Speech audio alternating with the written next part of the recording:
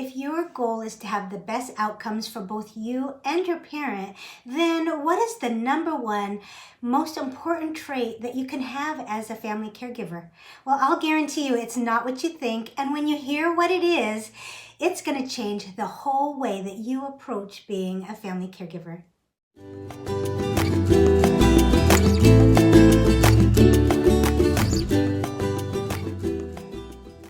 Hi there, I'm Sofia.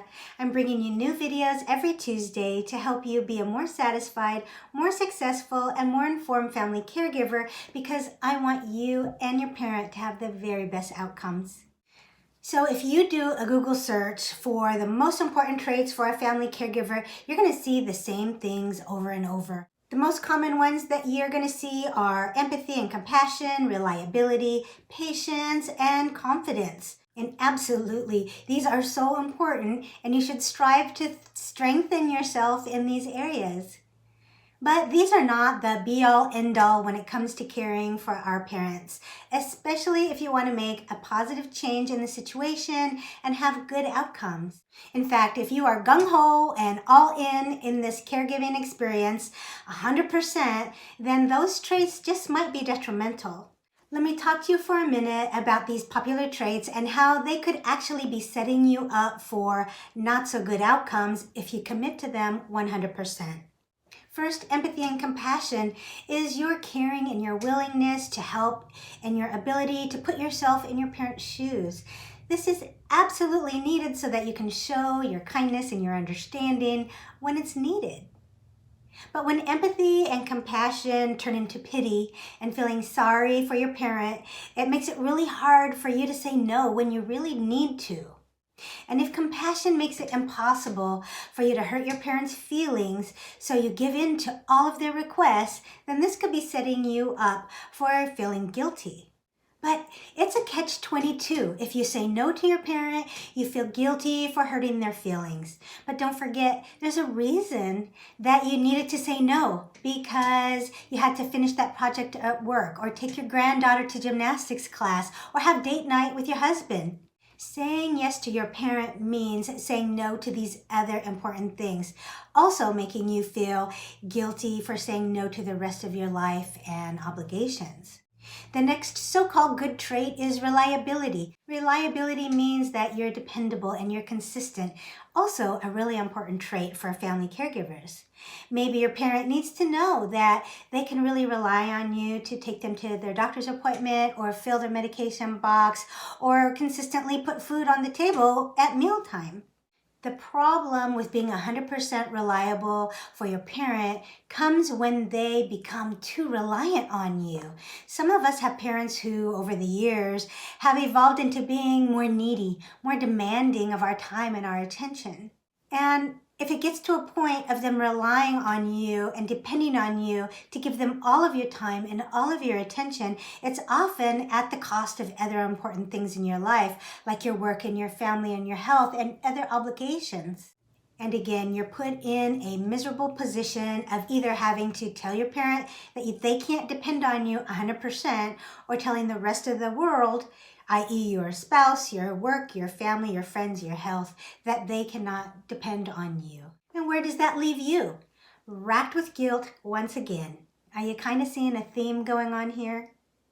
So let's talk about the trait of patience. How can patience not be a great thing?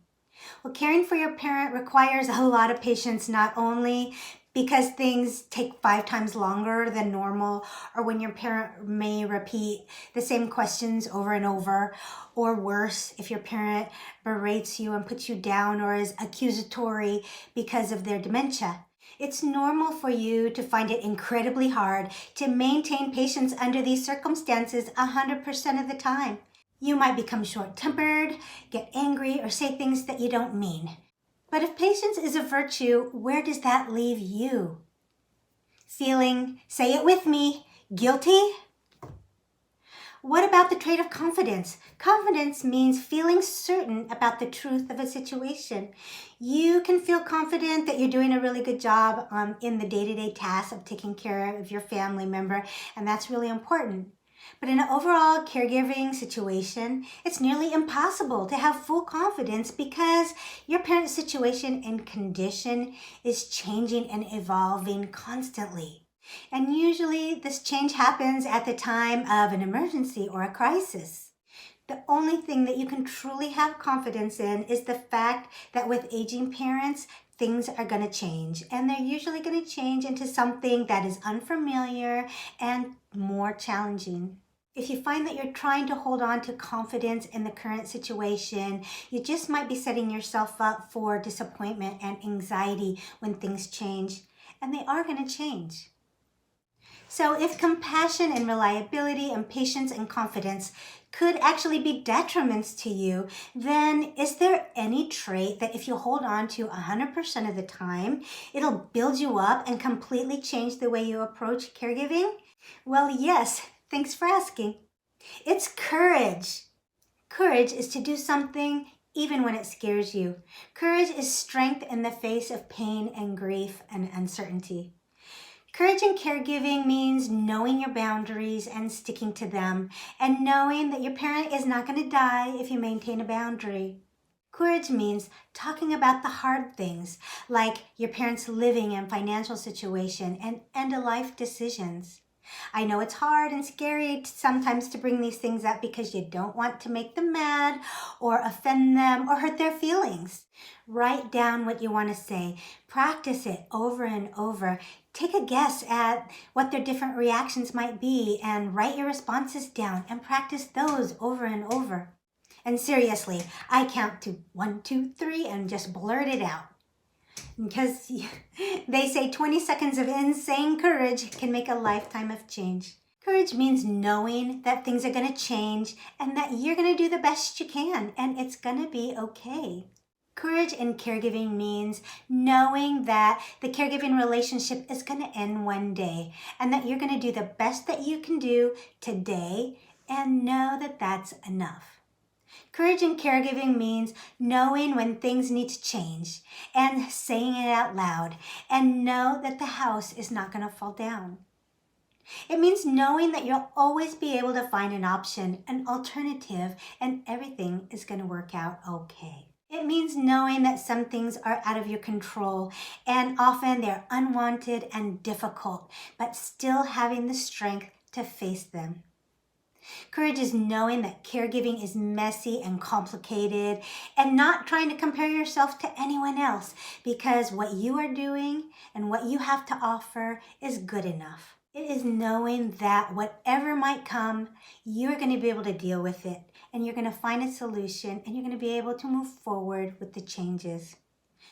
Courage is the one trait that if you hold on to it 100%, it's going to build you up, it's going to strengthen you and help you grow, not only as a caregiver, but in your whole life.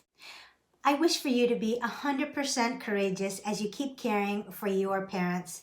It's not always going to be easy, but it's going to be okay, and they're really lucky to have you. I hope this resonated with you today. If so, please leave a comment if you think that having courage could change the way that you approach caregiving. Thanks so much for watching today. I'll see you next time.